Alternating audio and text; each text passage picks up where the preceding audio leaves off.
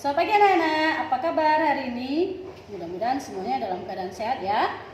Pagi ini kita akan membahas materi tentang gerak lurus.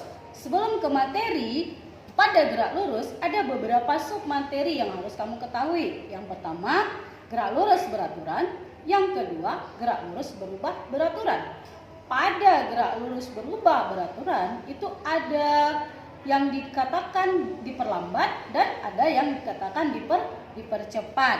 Nah, sebelum masuk ke materi, sebelum Ibu masuk ke materi tentang gerak lurus, Ibu mau bertanya kepada kalian.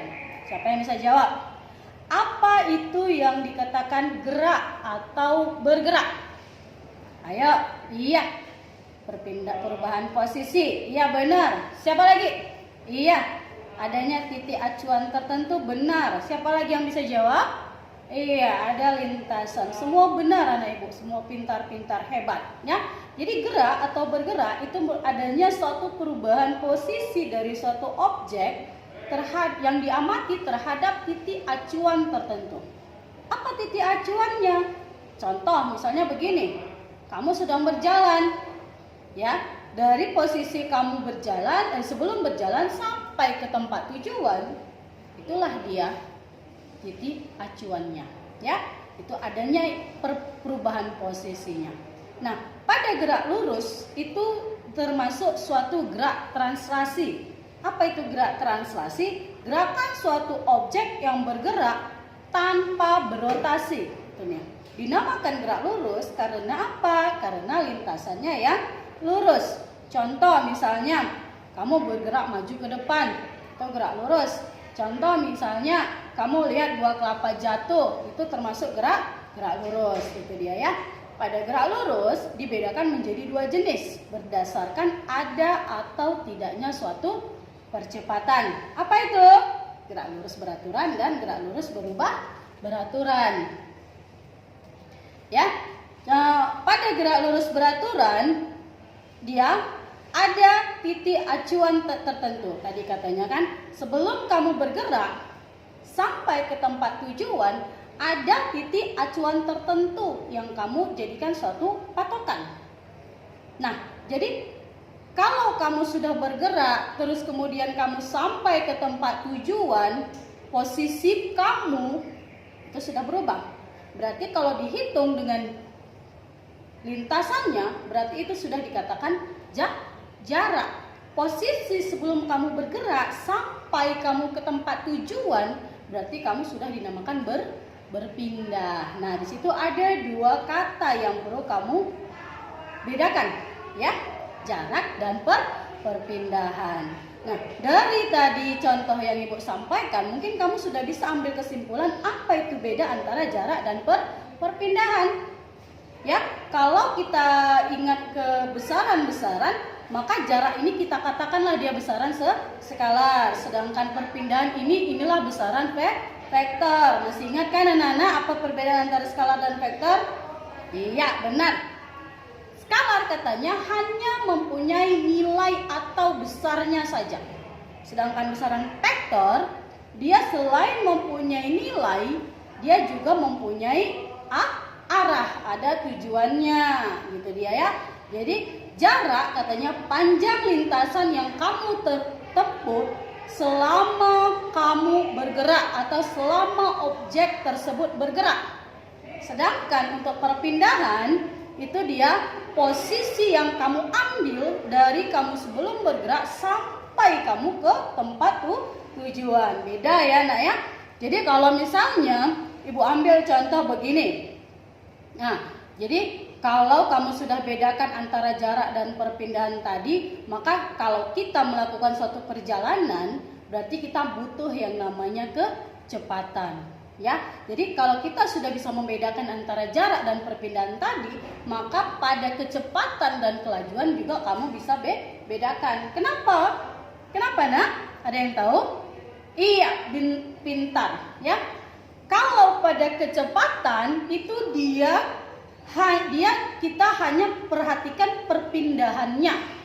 Berarti kalau pada kecepatan berarti dia kita perhatikan posisi awal dan posisi akhir benda itu selama bergerak. Sedangkan pada kelajuan dia kita ukur sepanjang mana jarak yang dia tempuh selama dia melakukan perjalanan atau bergerak gitu ya. Beda ya, tapi pada konsepnya, kalau kita masukkan secara matematisnya, kelajuan dan kecepatan itu punya persamaan dan satuan yang sama, yaitu sama-sama V sama dengan S per T atau dengan satuan meter per second gitu ya. Nah, contoh misalnya begini Ibu ambil. Kamu berjalan dari titik A ke titik B sejauh misalnya 100 cm. Titik B ke titik C sejauh 10 cm. Jarak kamu berjalan dari titik A ke titik B menuju titik C. Nah, kalau itu yang kamu ambil itu maka dikatakan lintasan. 100 tambah 10 maka itu menjadi panjang lintasan 110. Sementara jarak titik A ke titik B itu hanya 10 cm. Maka yang jarak titik A ke titik C itu dikatakan perpindahan. Berarti perpindahan kamu hanya 10 cm. Itu dia ya. Gerak lurus beraturan. Jadi gerak lurus beraturan, gerak suatu benda pada suatu lintasan yang lurus tanpa adanya perubahan kecepatan. Artinya kalau tidak ada perubahan kecepatan maka percepatannya sama dengan 0 gitu ya. Tidak ada perubahan kecepatan maka kecepatannya itu sama dengan 0. Contoh misalnya yang dikatakan gerak lurus beraturan, yang pertama, kalau kamu sedang berjalan itu tadi ya, kamu sedang berjalan maka kamu sudah melakukan yang namanya gerak lurus beraturan. Setiap langkah yang kamu lakukan itu beraturan. Contoh yang lain apa? Pada saat kamu melihat seorang pelari pada suatu lintasan, itu juga termasuk gerak lurus beraturan. Kemudian contoh lain, banyak contoh ya anak-anak ya. Jadi coba kamu pahami itu untuk gerak lurus beraturan. Nah, ada lagi yang kedua, tadi Ibu katakan gerak lurus berubah beraturan. Nah, gerak lurus yang berubah beraturan ini apa yang berubah beraturan? Iya, benar. Kecepatannya berubah beraturan. Yang berubah beraturan kecepatannya, itu dia ya. Contohnya misalnya banyak.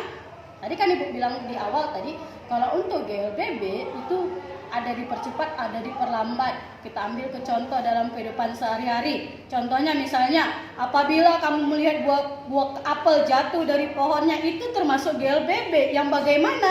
Yang dipercepat. Contoh lainnya, apabila kamu melihat air terjun, itu juga contoh dari GLBB. Ya, banyak contohnya ya Nana ya. Adanya suatu perubahan kecepatan maka dikatakan dia GLBB. Nanti kita singgung pada materi yang berikutnya. Nah, di sini kamu sudah tahu apabila kamu sudah berada pada suatu lintasan, misalnya kamu sedang berkendara pada suatu lintasan, ya. Jadi kamu tahu berapa banyak kecepatan yang kamu butuhkan apabila kamu menghadapi suatu lintasan. Lintasan tadi tidak bisa kita lakukan gerak yang namanya gerak lurus beraturan, harus gerak lurus berubah beraturan, gitu dia. Kenapa? Pada saat kamu menghadapi jalan tikungan, pasti kamu melakukan yang namanya perubahan kecepatan. Pada saat kamu menghadapi jalan yang tanjakan, pasti kamu menggunakan perubahan kecepatan. Jadi di situ kamu sudah bisa mengatur bagaimana perubahan kecepatan yang akan kamu gunakan, itu dia ya. Jadi dengan kamu sudah tahu bagaimana memposisikan kecepatan yang kamu butuhkan, maka kamu bisa menghindari yang namanya terjadinya kecelakaan pada satu lalu lintas. Nah, dari situ sudah paham kan anak-anak? Oke. Sampai di sini dulu materi kita hari ini. Kita lanjut pada pertemuan yang berikutnya. Terima kasih.